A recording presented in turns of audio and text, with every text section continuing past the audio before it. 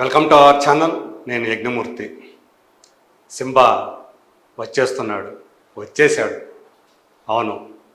So 3 రోజుల నుంచి ప్రశాంత్ వర్మ ఊరిస్తున్నటువంటి ఆ నిజం ఇప్పుడు మన ముందుకు వచ్చేసింది. సో ఆ సింబా ఎవరో కాదు, నందమూరి మోక్షజ్ఞ. కాదు, నందమూరి తారక రామ మోక్షజ్ఞ తేజ.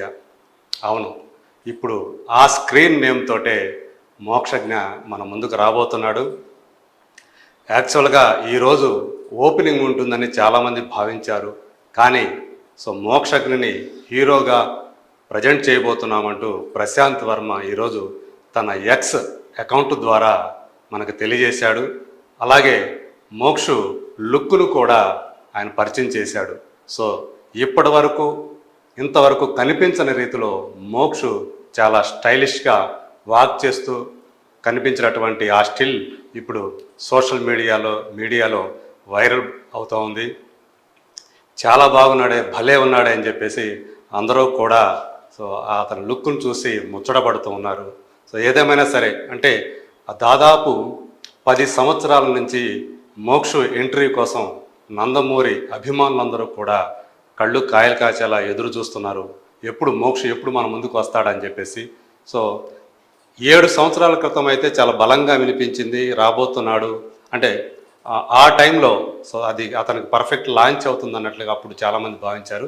కానీ ఆ టైంలో వచ్చినటువంటి అతని విజువల్స్ ఏవైతే ఉన్నాయో అందులో అతను కల్పించిన తీరు, అతని లుక్స్ చూసి చాలామంది ఇంకా అతను రెడీ కాలేదు, అంటే బొద్దుగా ఉండటంతో అతను ఇంకా రెడీ కావట్లేదు అని అందరికీ అర్థమైంది.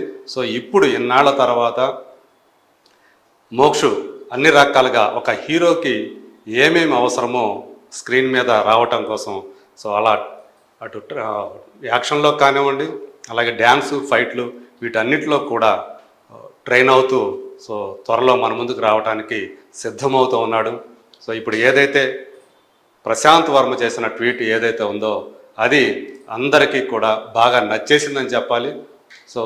సూపర్గా ఉందనే చెప్పాలి ఆ స్టిల్ అయితే. పీవీసీయూకి మోక్షజ్ఞకి స్వాగతం అని చెప్పేసి తను ప్రశాంత్ వర్మ తన పోస్ట్లో తెలియజేశాడు. అలాగే బాలకృష్ణకు కూడా ఆయన థ్యాంక్స్ చెప్పాడు. తనను నమ్మిన ఈ మోక్షని తన చేతుల్లో పెడుతున్నందుకు బాలయ్య బాబు కూడా తను థ్యాంక్స్ చెప్పడం జరిగింది. సో మనకు అందిన సమాచారం ప్రకారం అయితే ఎప్పుడు ఈ సినిమా ఓపెనింగ్ ఉంటుంది అనేది ఇంకా డిసైడ్ చేయలేదు ప్రొడ్యూసర్స్. ఈ సినిమాకి 2 నిర్మాతలుగా వ్యవహరించబోతున్నారు. ఒకరు సుధాకర్ చెరుకూరి, ఇప్పటికైనా కొన్ని సినిమాలు చేశారు. అలాగే మొట్టమొదటిసారిగా బాలకృష్ణ చిన్న కుమార్తె, అలాగే మోక్ష చిన్నక్క తేజస్విని కూడా ఈ సినిమాతో నిర్మాతగా ఆమె కూడా పరిచయం కాబోతున్నారు. అలా 2 నిర్మాతలు కలిసి మోక్షని మన ముందుకు తీసుకురాబోతున్నారు ప్రశాంత్ వర్మ డైరెక్షన్లో. అది కూడా Prashanth Varma cinematic universe. So తను తీయబోతున్నటువంటి సోషియో ఫ్యాంటసీ మూవీస్ ఏవైతే ఉన్నాయో వాటన్నిటికీ కూడా తన పేరిట పీవీసీయూ అని చెప్పేసి ప్రశాంత్ వర్మ పేరు పెట్టుకున్నాడు. అందులో భాగంగా వచ్చినటువంటి మొట్టమొదటి సినిమా హనుమాన్. ఈ సంవత్సరం సంక్రాంతికి వచ్చినటువంటి ఆ సినిమా ఏ స్థాయిలో అంటే 250 కోట్లకు పైగా, దాదాపు రమారమి 300 కోట్లకు చేరువలో అది గ్రాస్ కలెక్షన్ సాధించి రికార్డులు సృష్టించింది. ఒక చిన్న హీరో ఆ స్థాయిలో కలెక్షన్స్ సాధించడం అనేది తెలుగు చిత్రసీమలోనే మొట్టమొదటిసారి అని చెప్పేసి విశ్లేషకులు అందరూ చెప్పినటువంటి మాట. అలా ఆ సినిమాతోటి పైగా ఏంటంటే మహేష్ బాబు హీరోగా చేసినటువంటి గుంటూరు కారం సినిమా మీద పోటీగా వేసినటువంటి ఆ సినిమా గుంటూరు కారంను దాటి, అంత పెద్ద సూపర్ స్టార్ని దాటి అంత పెద్ద విజయం సాధించడం అనేది చిన్న విషయం కాదు. అలా ప్రశాంత్ వర్మ వార్తల్లో వ్యక్తిగా మారాడు. డైరెక్టర్గా అతని హోదా అమాంతంగా అనేక రెట్లు పెరిగిపోయిందని చెప్పాలి.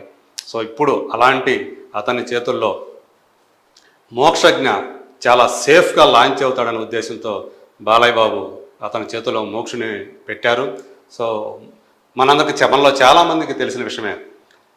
బాలయ్య బాబుని మరో కోణంలో చూపించినటువంటి అన్స్టాపబుల్ ఏదైతే ఆ సెలబ్రిటీ షో ఉందో, దేశంలోనే అంటే ఇండియాలోనే one of the top celebrity షోగా అది రికార్డులోకి ఎక్కిందో దానికి సంబంధించిన యాడ్ చేసింది బాలయ్య తోటి ప్రశాంత్ వర్మనే.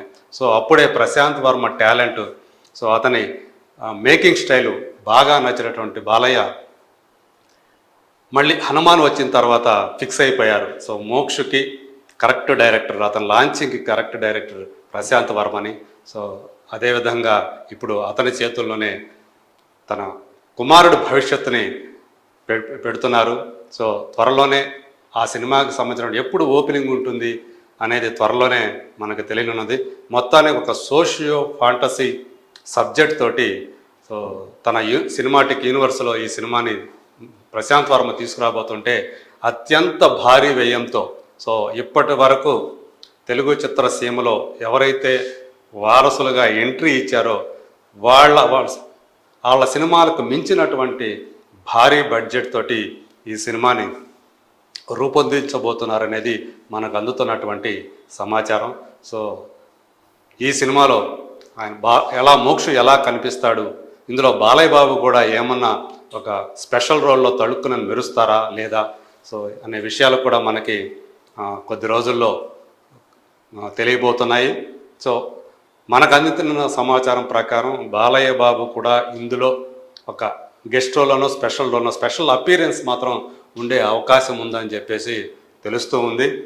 సో నందమూరి వంశానికి సంబంధించి ఇప్పుడు 3వ జనరేషన్ ఏదైతే ఉందో అందులో మరో హీరో మన ప్రేక్షకుల ముందుకి రాబోతున్నాడు. ఖచ్చితంగా సీనియర్ ఎన్టీఆర్ నందమూరి తారక రామారావు లెగసీ ఏదైతే ఉందో దానిని కుమారుడిగా బాలకృష్ణ కంటిన్యూ చేస్తే ఇప్పుడు అదే లెగసీని 3వ తరం వారసుడిగా మోక్షజ్ఞ కంటిన్యూ చేయడానికి రంగం సిద్ధం చేస్తూ ఉన్నాడు.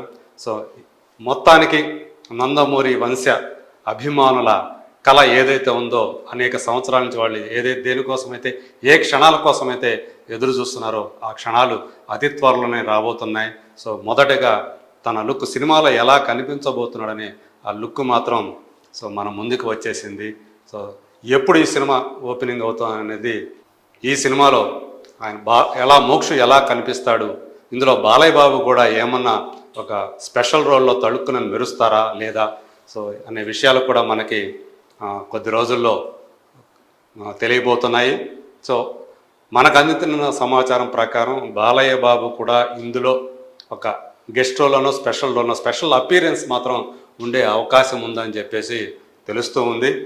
సో నందమూరి వంశానికి సంబంధించి ఇప్పుడు 3వ జనరేషన్ ఏదైతే ఉందో అందులో మరో హీరో మన ప్రేక్షకుల ముందుకి రాబోతున్నాడు. ఖచ్చితంగా సీనియర్ ఎన్టీఆర్ నందమూరి తారక రామారావు లెగసీ ఏదైతే ఉందో దానిని కుమారుడిగా బాలకృష్ణ కంటిన్యూ చేస్తే ఇప్పుడు అదే లెగసీని 3వ తరం వారసుడిగా మోక్షజ్ఞ కంటిన్యూ చేయడానికి రంగం సిద్ధం చేస్తూ ఉన్నాడు. సో మొత్తానికి నందమూరి వంశ అభిమానుల కళ ఏదైతే ఉందో అనేక సంవత్సరాల నుంచి వాళ్ళు దేనికోసమైతే ఏ క్షణాల కోసమైతే ఎదురు చూస్తున్నారో ఆ క్షణాలు అతి త్వరలోనే రాబోతున్నాయి. సో మొదటగా తన లుక్ సినిమాలో ఎలా కనిపించబోతున్నాడనే ఆ లుక్ మాత్రం సో మన ముందుకు వచ్చేసింది. సో ఎప్పుడు ఈ సినిమా